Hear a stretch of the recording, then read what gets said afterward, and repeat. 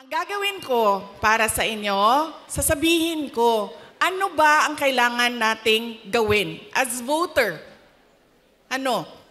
Una, huwag natin ibenta ang boto natin. Diba? Ngayon,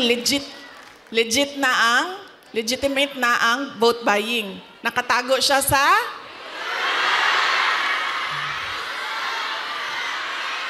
yan na, ma'am. Nandito na tayo sa topic na gusto mo, ma'am. Ayuda. Ganun na ang mga politiko ngayon.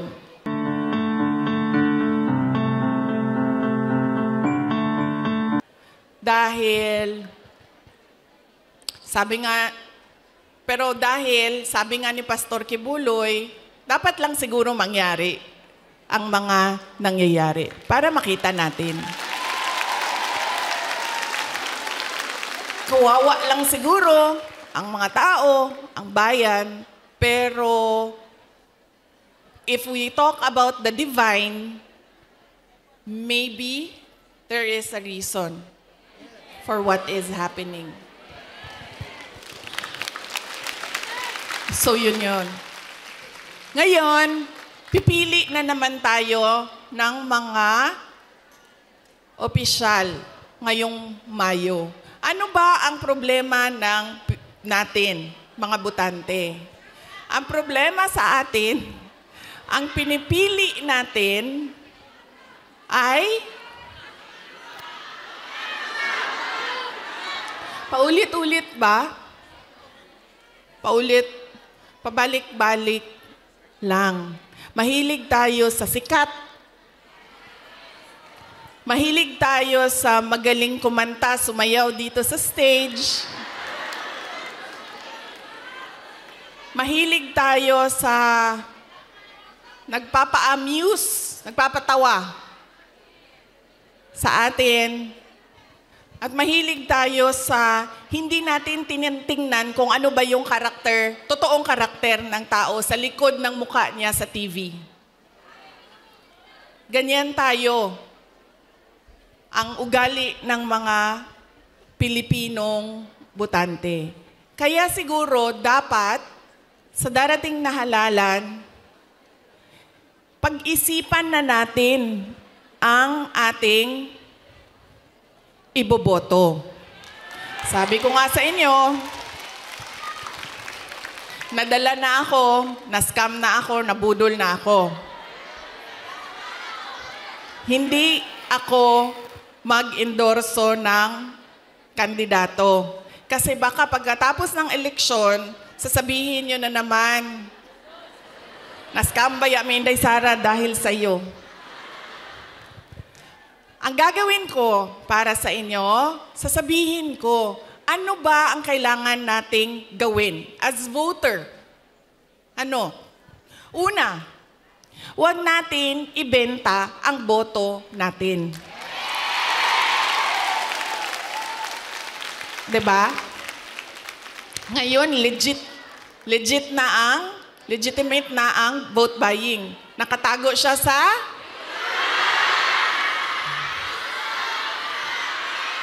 yan na, ma'am. Nandito na tayo sa topic na gusto mo, ma'am. Ayuda.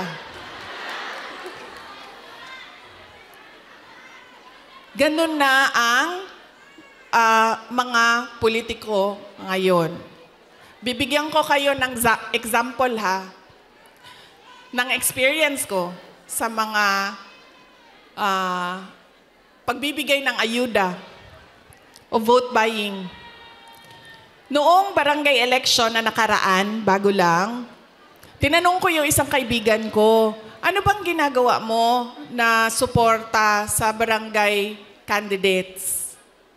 Tapos sabi niya, ang ginagawa ko, humihingi ako ng tupad at AIX at binibigay ko sa mga barangay captain para ibigay nila sa supporters nila.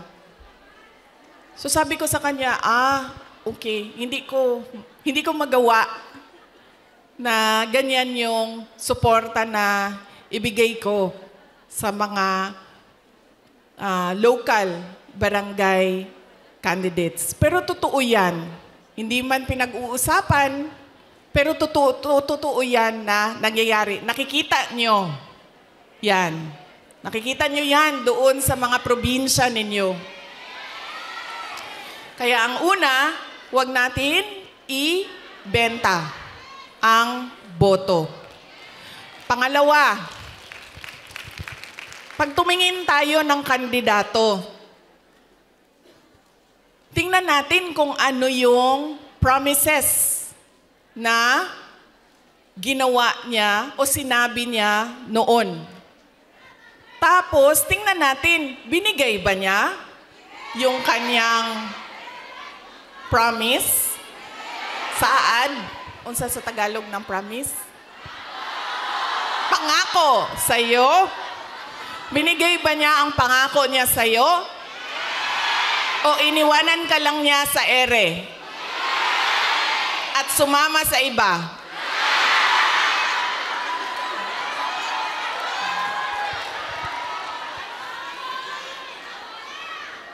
Ganyan. Ang pangalawa, na kailangan natin isipin. Itong kandidato na ito, paulit-ulit ko na to binoto Ano ba sinabi nito noon?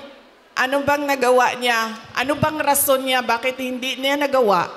At ano yung mga totoong nakikita ko na nagawa na? Yan yung pangalawa. Pangatlo, ito talaga.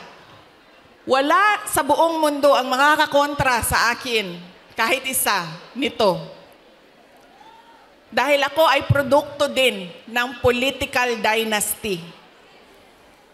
Galing ako sa pamilya ng mga politiko. Ang lolo ko, governor ng undivided Davao. Cabinet member ni Marcos Sr. Ang tatay ko, vice mayor, mayor, president. Mga kapatid ko, mga politiko din. Hindi dahil Duterte ang apelido, ay iboboto na ninyo. Kailangan pag-isipan din natin. Duterte ito, pero ano ang maitutulong niya sa bayan? Ano ang magagawa niya para sa bayan? Kaya hindi pwede na pabalik-balik lang na apelido ang binoboto natin. Kailangan yung anak, yung apo, yung asawa, kapag tumayo sa harap ninyo, ay meron siyang sinasabi. Hindi yung tatayo siya at dahil Duterte siya, kakanta na lang siya para sa inyong lahat. Pangako sa'yo. Diba? Hindi pwede.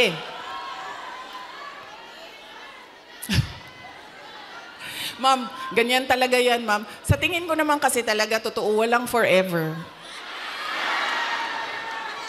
Kaya darating talaga ang punto na iwanan ka talaga. Si Ma'am Gemma, ay, shh daw. Shh.